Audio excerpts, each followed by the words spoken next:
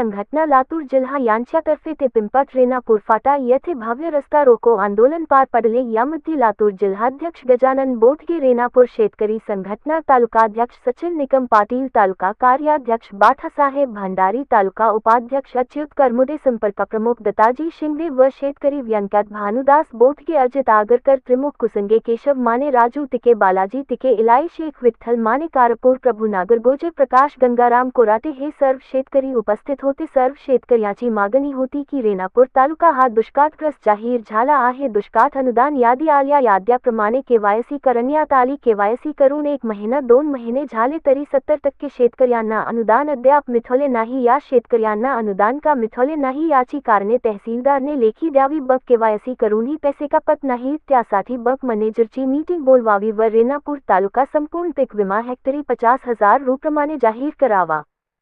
31,927 शेतकऱ्यांचा अपलोड अधिनियमाची यादी झालेली आहे।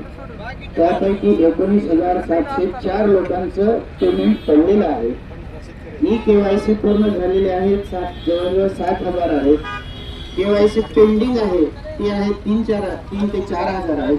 जवळजवळ 31,927 शेतकऱ्यांचं अनुदान 8-10 दिवसामध्ये पडणार आहे। फक्त एक आहे प्रॉब्लेम, रिजेक्ट झालं पेमेंट डबल त्यांना केवायसी शेतकऱ्यांना करावं लागतं। त्याचे पैसे कोण देईल? डबल केवायसी करून लवकरच शेतकरी संघटनेचे जोडून घे। आताच मी जिल्हाधिकारी साहेब म्हणजे उपजिल्हाधिकारी साहेबांना बोलले, परवाच्या दिवशी मी बँकेचे कर्मचारी आपली मीटिंग लावणार आहे। साहेब तुम्हाला बाकी मार्ग सर्व बदलता येते, एवढा मार्ग बदलावा लागेल। डबल पैसे कोणी शेतकरी काढणार? मला आश्वासन देतं पैसे देतो म्हणून आता पुढे हल्ले तवा करणार साहेब, पण तुम्ही अजून पैसे देणार म्हणून 20 तारखेला माझ्या जीवाचं बरं वाईट करणार।